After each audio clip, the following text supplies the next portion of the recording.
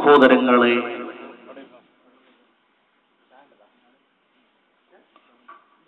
ഇസ്ലാമിക ചരിത്രത്തിൽ ഇസ്ലാമിന് അടിത്തറ പാകിയ അല്ലെങ്കിൽ അതിന്റെ ചരിത്രത്തിൽ വഴിത്തിരിവ് സൃഷ്ടിച്ച പ്രധാനപ്പെട്ട ഒരു സംഭവമാണ് ബദർ. സത്യാസത്യ വിവേചനം, ധർമ്മവും അധർമ്മവും തമ്മിൽ നടന്ന കലുഷമായ സംഘട്ടനം.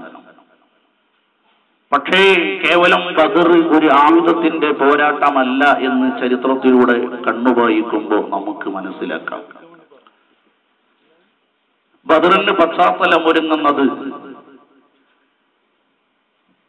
കേവലം നബി സല്ലല്ലാഹു അലൈഹി വസല്ലമ ഒരു യുദ്ധവെറിയനായിരുന്നു എന്നും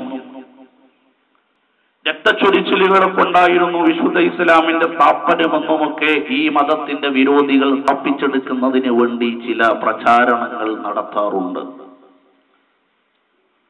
പക്ഷേ ബദറിന്റെ ചരിത്രത്തിലൂടെയും വിശുദ്ധ ഇസ്ലാമിന്റെ നയിച്ച അല്ലെങ്കിൽ നബി സല്ലല്ലാഹു അലൈഹി വസല്ലമ നയിക്കുകയും നേതൃത്വം കൊടുക്കുകയും ചെയ്ത യുദ്ധങ്ങളിലൂടെ കടന്നു പോകുമ്പോ നബി സല്ലല്ലാഹു അലൈഹി വസല്ലമ രക്തദാഹി അല്ല എന്നും കേവലം അവസാനം ഒരു പ്രതിരോധത്തിനു വേണ്ടി, ചെറുത്തുനിൽപ്പിനു വേണ്ടി മുന്നിൽ വന്നു നിന്ന ശത്രുക്കളെ പ്രതിരോധിക്കുക എന്നതിനു വേണ്ടി മാത്രമായിരുന്നു വിശുദ്ധ ഇസ്ലാമിന്റെ പോരാട്ടങ്ങളെന്ന് നമുക്കറിയാം.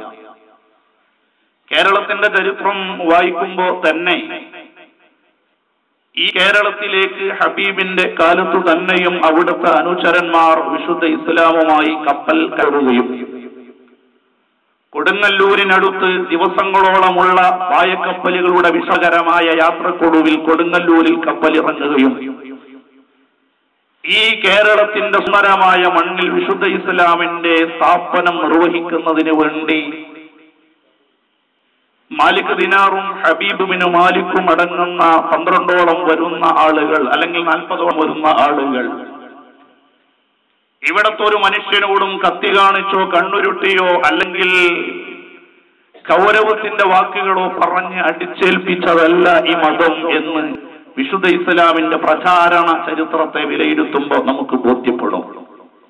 നബി സല്ലല്ലാഹു അലൈഹി വസല്ലമയുടെ പാഠശാലയിൽ നിന്ന് വിശുദ്ധ ഇസ്ലാമിനെ പഠിച്ചറിഞ്ഞ മാലിക് ദിനാറും സംഘവും നബി സല്ലല്ലാഹു അലൈഹി വസല്ലമ പകർന്നു നൽകിയ സംസ്കാരവും ജീവിത വ്യവസ്ഥയും ആ ഒരു കലുഷമായിരുന്ന കേരളീയ സാഹചര്യങ്ങളിലേക്ക് കപ്പലിറങ്ങുമ്പോ മനുഷ്യത്വമെന്ന് എല്ലാവരും കൊതിച്ചിരുന്ന ആ മഹാ ഒരു സംഭവത്തെ അല്ലെങ്കിൽ ഒരു സംസ്കാരത്തെ കേരളത്തിന് പകർന്നു നൽകുകയും വിശുദ്ധ ഇസ്ലാമിന്റെ വക്താക്കളുടെ ജീവിതത്തിന്റെ ശൈലിയും അതിന്റെ ലാളിത്യവും അതിന്റെ പക്വതയും അതിന്റെ ആത്മീയ തലങ്ങളെയും തൊട്ടറിഞ്ഞുകൊണ്ടാണ് കേരളത്തിലെ ജനങ്ങൾ വിശുദ്ധ ഇസ്ലാമിനെ സ്വീകരിച്ചത് എന്ന് നമുക്കറിയാം.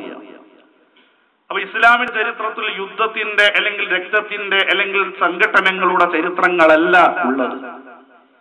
പിന്നെ കേവലം നടന്ന ബദറും ഉഹുദും ഖന്തഖും ഇതൊക്കെ എന്തിന്റെ പേരിലായിരുന്നു എന്ന് നമ്മൾ ആലോചിക്കുമ്പോ ശത്രു സമൂഹം വല്ലാതെ പൊറുതിമുട്ടിച്ചപ്പോൾ അവസാനമായി ഒരു ചെറുത്തുനിൽപ്പിന്റെ നബി സല്ലല്ലാഹു അലൈഹി വസല്ലമയുടെയും അനുചരന്മാരുടെയും ജീവിത ചരിത്രം നമുക്കറിയാം.